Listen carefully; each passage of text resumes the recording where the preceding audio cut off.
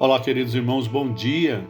A paz do Senhor Jesus Cristo. Que Deus abençoe grandemente sua vida, sua casa e toda a sua família. Eu sou o pastor José Cláudio Adão, da Igreja Adventista da Promessa, do campo de Varginha, sul de Minas Gerais. Quero te convidar para juntos refletirmos a palavra de Deus, que é de suma importância em nossas vidas. O tema nosso de hoje é a nossa salvação por um triz. Texto de Mateus 26, 42, diz o seguinte: Deixou-os a segunda vez e de novo orou: Pai, se não há outro jeito a não ser beber esse cálice até o fim, estou pronto, seja feito a tua vontade. Esse foi o momento mais dramático da vida de Jesus, porque ele seria punido pela ira de Deus em nosso lugar. Quero que você preste muita atenção nisso. Jesus foi punido por Deus pela morte por causa dos meus pecados e dos seus pecados. Por causa de um amor incondicional que Jesus Cristo teve, tem e terá sempre por nós. Ele resolveu dar a sua vida. Ele resolveu nos substituir na morte. Deus leva o pecado muito a sério.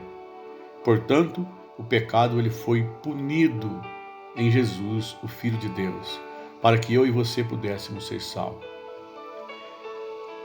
Jardim do Getsêmani, não muito longe do Monte das Oliveiras, bem na véspera da morte de Jesus, logo depois da reunião ocorrida no cenáculo, Jesus está com o rosto no chão, orando, às sós. Mais pertinho do trio mais chegado dele estava Pedro, Tiago e João. Mais afastados os outros 8 apóstolos. Judas estava a caminho. E com ele uma grande multidão armada de espadas e varas. Daqui a pouco ele será beijado por Judas e amarrado pelos soldados. Todos os discípulos, exceto João e Pedro, saíram em fuga, correndo. Pedro o nega 3 vezes em seguida. Jesus será humilhado, cuspido, esbofeteado, açoitado, condenado e morto.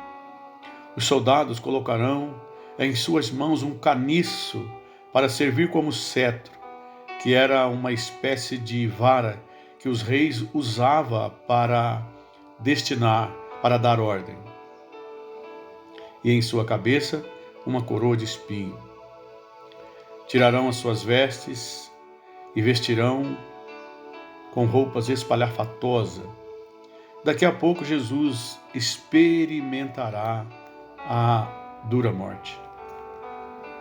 A proximidade de todas essas coisas deixa Jesus trêmulo e ele começa a andar de um lado para o outro, indo e voltando, lá no Getsêmani. Ele pede socorro aos homens e a Deus. Ele é tentado a desistir de tudo e a fazer uso de sua autoridade em benefício próprio. Ele entra em profunda tristeza, uma tristeza mortal. Ele perde a vontade de beber o cálice da ira de Deus. A ira de Deus contra o pecado. E ele começa a orar. E ele começa a se angustiar. E ele começa a suar grandes gotas de sangue. Então Jesus faz a oração mais submissa e também a mais heróica de todas as orações. Está lá no verso 39 do capítulo 26. Ele disse: meu Pai, se for possível, afasta de mim este cálice. Contudo, não seja como eu quero, mas sim como tu queres. E a vontade de Deus era que o seu próprio Filho desse a sua vida por nós, para que nós pudéssemos ser salvos. Olhando Deus dos céus para a terra, não viu sequer um justo que pudesse morrer pelo pecado dos demais. A única forma de nós sermos salvos era o Filho eterno de Deus morrer em uma cruz em nosso lugar. E essa era a vontade de Deus. Veja como Deus nos ama. Se um dia você, ainda que de longe, duvidar do amor de Deus, pense nisso.